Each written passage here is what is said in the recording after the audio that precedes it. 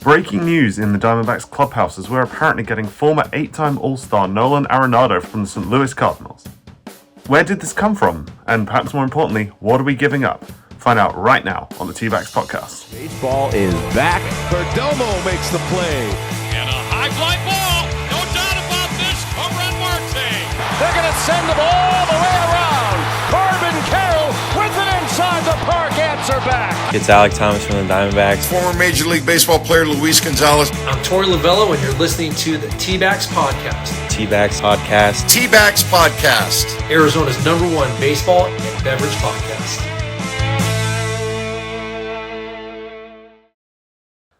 Well, we've got quite the breaking story on our hands as Katie Wu over at The Athletic breaks the story and breaks my internet connection that the D-backs are in, quote, serious discussions to acquire star infielder Nolan Arenado from the St. Louis Cardinals. And according to John Gambadoro, the two sides are in agreement with pitcher Jack Martinez, not Justin, Jack Martinez, an 8th round pick from last summer's draft going the other way, with D-backs also receiving cash considerations. And yeah, literally as I'm recording this, the trade announcement's just gone up on the D-backs Twitter account. So, wow, blockbuster news. And yeah, I'm sorry that this isn't coming out from the usual studio setup. I'm actually on the road for work at the moment, staying at my parents' house, hence the change in decor behind me. But wow, that's an incredible move if you ask me. Now, I know that Arenado isn't the league leader at the hot corner that he used to be, but this is still a big get after the Snakes missed out on Alex Bregman. That's 6 gold gloves, projected 15 home runs, and an above-average batting and elite defense, coming into a third base slot that previously was up for grabs between 3 guys with less than 3 years of MLB experience combined total between them. Now, no disrespect to Blaze Alexander or Jordan Lawler or Tim Talbot, but that is a huge upgrade to get Nolan Arenado. Yes, I understand that there are concerns about him coming into his age 35 season. Will he stay fit? Does he still have a major league season left in him after a career low in WAR, an RBI, and batting average? But think back to when we signed Evan Longoria, for example. It was a very similar story. Everybody knew his best days were behind him, and yeah, we weren't expecting much, but you got a really solid season out of him, and he's the lead by example clubhouse guy, led us to a World Series in the end. Arenado is that kind of player, and to me, he would be a great addition to just any team, but bringing him in on what apparently is a very cheap contract to basically play third base for 1, maybe 2 seasons, that's an absolute no-brainer of an addition that we've managed to make. Don't get me wrong, he's still likely to be perhaps more costly than we'd hoped. The Cards are obviously in full salary dump mode there. Wilson Contreras, Sonny Gray already gone.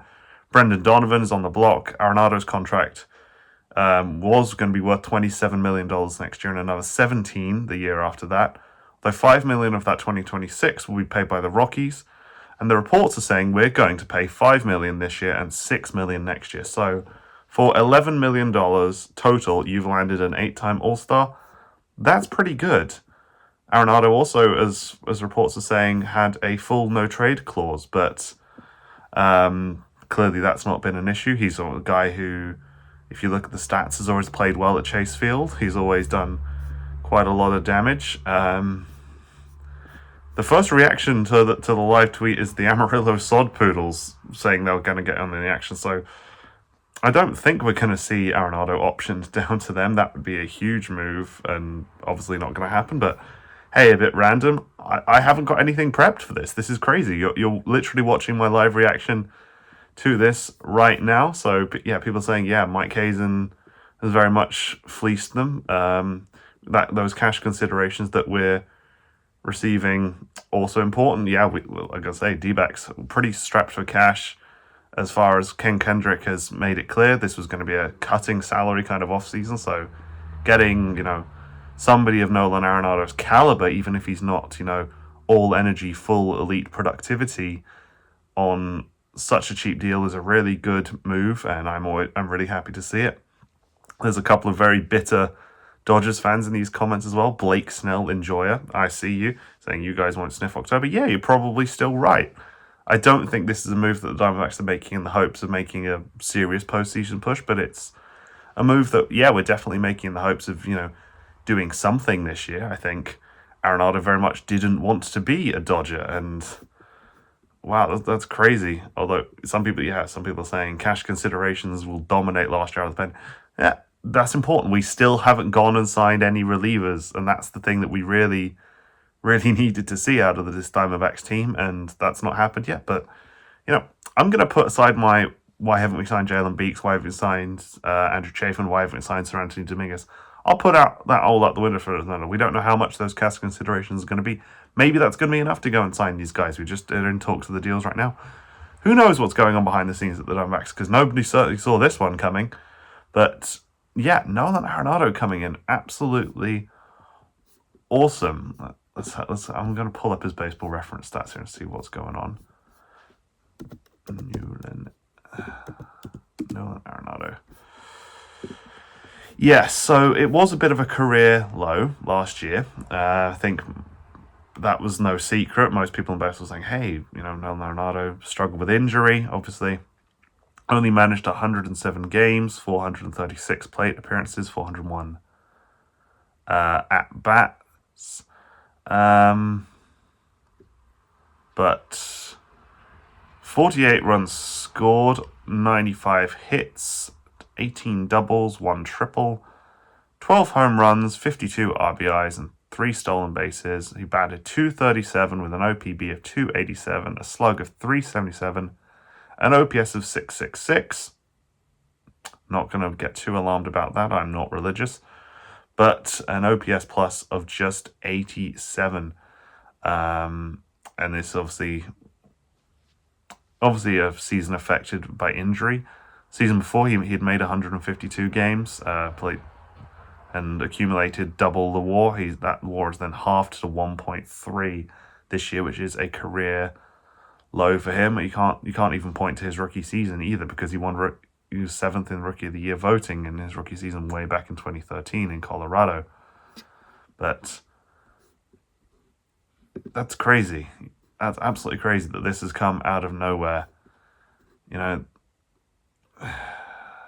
There's so much left to come here. He's from the Southwest. He was born in Newport Beach, California, but an 8-time All-Star, 10 times Golden Glove, 6 Platinum Gloves, 5 Silver Sluggers, 3 times National League home run leader, and a 2 times National League RBI leader. Maybe looking at, focusing on making him more of an all-rounder, and maybe you will see sort of a change in how his development is going to look. He's going to represent Puerto Rico at the 2026 World Baseball Classic. But that's a huge move that I don't think anybody really saw coming. But my feed at the moment is absolutely freaking out. And oh wow, there we go. You get a double bit of live reaction from me, as the Diamondbacks also announce a signing of Jonathan Loaisiga. I think I'm saying that right. Obviously, New York Yankees sort of bridge closer. Is a pitcher who historically has had some concerns about health and consistency, but when he has been healthy, you look at his statistics, he's good as well. And that's a 5-pitch mix-up guy: sinker, changeup, curve, cutter, and 4-seam fastball, but mostly relying on that sinker. Entering his age 32 season, he pitched just under 30 innings last year to a 4.25 ERA, a K percentage of 18.5, and a K to BB of 11.1. So yeah, that's looking pretty good. That sinker's sitting 63 percentile. You got secondary pitches, that curveball sitting in the 70th percentile. So that's pretty amazing that the Dbacks have gone from missing out on Alex Bregman, and obviously he went and signed for the Cubs, and people are going, wow, that's really annoying that we've missed out on Alex Bregman, to, yeah, all of a sudden, Arenado through the door, Loaisiga through the door, and all of a sudden things are perhaps starting to come together. This is, of course, with the news earlier in the week that Jake McCarthy had been traded to Colorado. We got Jordan Grosh back from that. He's a AA level pitcher. exciting to see how the D-backs farm system stacks up when it comes to starting pitching. This year, it's going to be an absolutely stacked rotation in Reno. It's going to be an absolutely stacked rotation down in Amarillo as well, and Hillsborough and everywhere else. That's fine. Like, you got guys like Dan Egan down there as well. But unless some of them can magically turn into, an elite closer, I'm excited to see what happens with Jonathan Losiaga, whether he goes to AAA to start the season, whether or not he's going in there or not to be, straight into the bullpen. But yeah, that's pretty cool. But yeah, wow, Nolan Arenado through the door. Sorry if this seems a little more of a ramble than the usual podcast does, but I did not see this one coming. It's just coming up to 6 o'clock at night here in the UK. I was just finishing my dinner and I was feeding the cat at my parents' house, and all of a sudden my phone buzzes and Nolan Arenado has been announced as an Arizona Diamondback. That's, incredible that nothing came out. But yeah, no, my initial reaction to that, if we'd been paying $22 million for Nolan Arenado, I'd have said that was an overpay. The bat has very much fallen off in St. Louis, but it's really interesting to see if he can do better than that at Chase Field. Chase Field's a much more suitable ballpark for him as a player.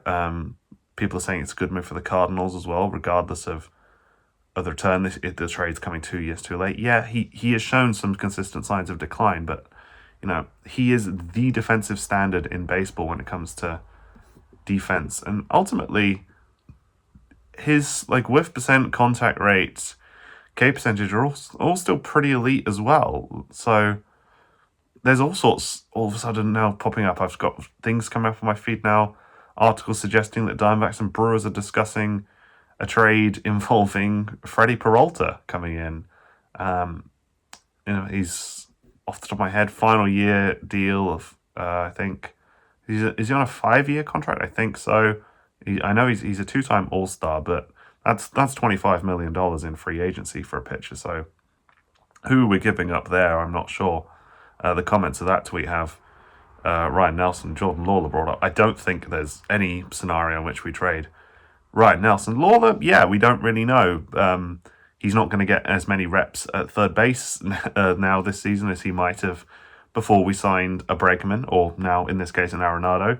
But some people are saying he was probably going to see starting reps in center field. Now Jake McCarthy has departed. Alec Thomas is your only everyday center fielder. Tim Towers seen some action there. The expectation is Blaze Alexander is going to start the season at third base. So if he's now going to move out to left field to cover for Lourdes Gurriel Jr., Arenado obviously is your starting third baseman, Domo at short, Cattell at second, and then presumably Pavin Smith is your first baseman. As far as that infield goes, that's pretty solid defensively. People were saying we swapped out the strategy a little bit after Christian Walker departed, whether Josh Naylor and Eugenio Suarez were going to be able to offer the kind of defensive value that Evan Longoria and then Christian Walker had at the two corner infield spots. I think bringing in Nolan Arenado says, actually, yeah, we're going to focus on, shoring up that defense. I know Blazers' defense had improved dramatically from when we first saw him at second and at third 2 years ago to last year, but I've already repeated myself twice now, but I'm going to say, yeah, that's a bunch of Gold Glove standard defense coming in through the door for Nolan Arenado. So yeah, that's pretty awesome to see that come through the door, sort of out of nowhere. But yeah, it's Jack Martinez going the other way, not J Mart, not Justin Martinez. You don't have to worry about the fact we've lost another potential bullpen guy. It kind of sucks to see his fellow Sun Devil, Jack Martinez, an Arizona State product, leave the team. But hey, they can't all be elite. But yeah, drafted by Arizona in the 8th round of the draft last year, and he did not appear in a minor league baseball game last year. So we've essentially given up nothing. We're just going to pay a little bit of salary, and we're getting Nolan Arenado in return. He's a name that, last year I mentioned maybe we should go and see about picking him up to play infield defense. As I'm seeing plenty of people reacting, saying, hey, yeah, Nolan Arenado is a guy I'd have loved to have seen But yeah. Sleeper Diamondback says, would love to see if the Diamondbacks could have landed Jojo Romero along with Nolan Arenado in a large deal. And yeah, I don't know about that. I don't know who would have gone the other way. The first comment to that is Arenado is washed. So we're giving up no value to begin with. So yeah. So that's kind of crazy. Yeah, Arenado was waived the full no trade clause to join Arizona as well. That's Katie Wu who broke the initial story there, coming in and saying that. So yeah, wow. Let's see what else is going on.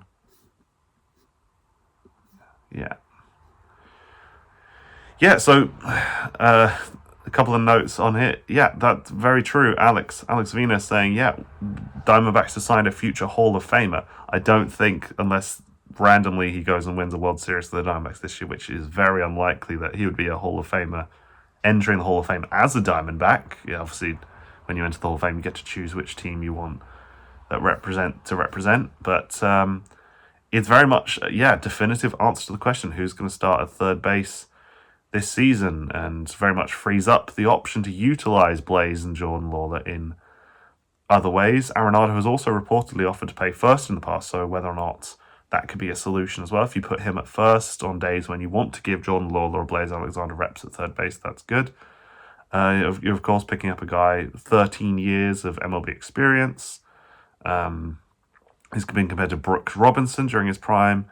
Between 2015 and 2022, consistently barreled 30 to 42 home runs, but that's not the player you're getting. However, there's elite defense. People are saying that last season the Cardinals were willing to take on 15 to 20 million to get a deal done with Houston last offseason, but Arenado blocked the trade. The Cardinals this year are going to retain 24 million on trade and players they traded earlier this offseason, so they absolutely needed to get Arenado out the door.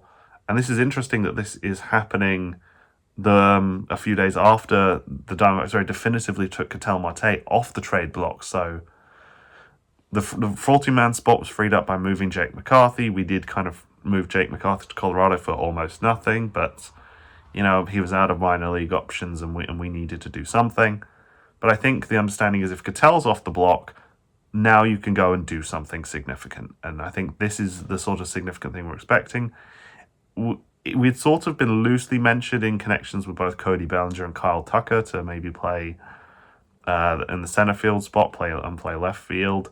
I think those are both unlikely. I think they're both similar to Bregman, way outside of our pay grade. So yeah, you'll expect to see Blaze or Lawler in the outfield a lot more than that. But we've got a guy who in the last 3 years has averaged 2.4 WAR per 162 games and an average of 18 home runs per season.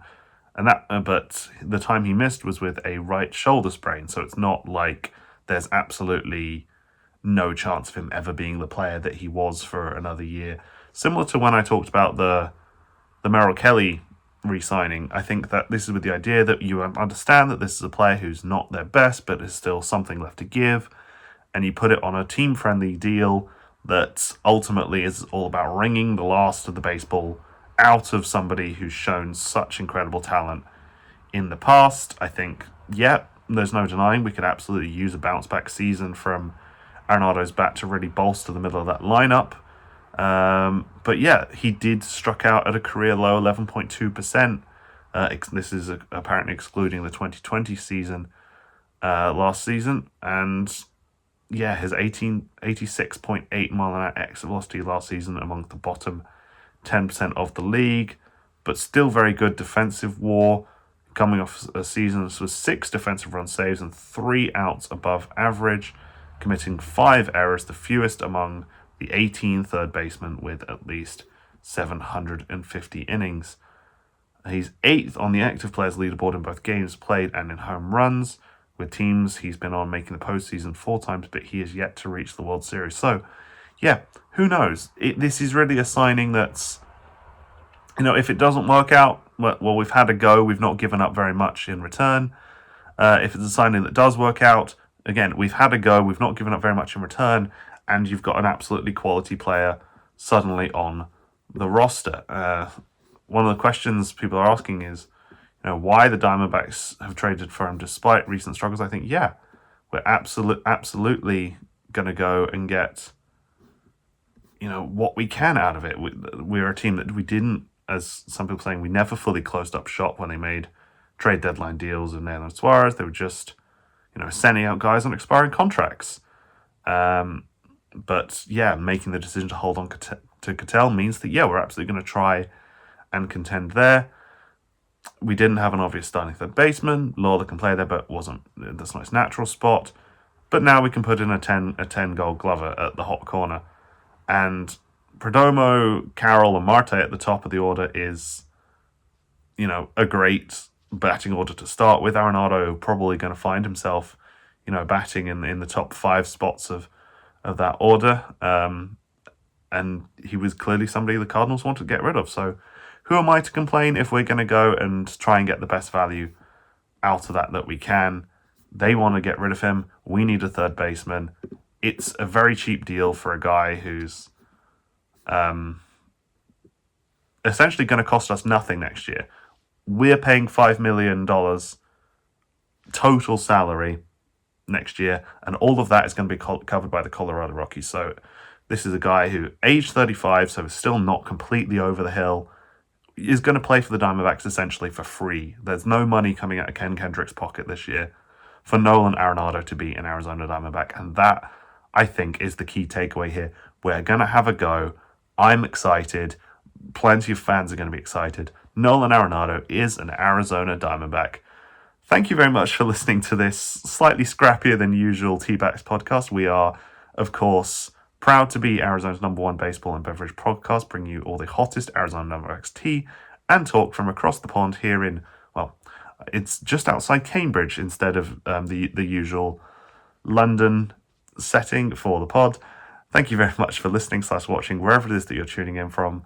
We'll see you on the next one, which might end up being in 5 minutes' time when the Diamondbacks announce that all of a sudden we signed Kyle Tucker and we've signed Cody Bellinger and we signed Shohei Ohtani and we've signed Aaron Judge and we signed Babe Ruth. Who knows what the hell's going on in the Diamondbacks fandom at the moment. But, if you're me, you're pretty damn excited. Again, thank you very much for listening, and we'll see you on the next one. Goodbye.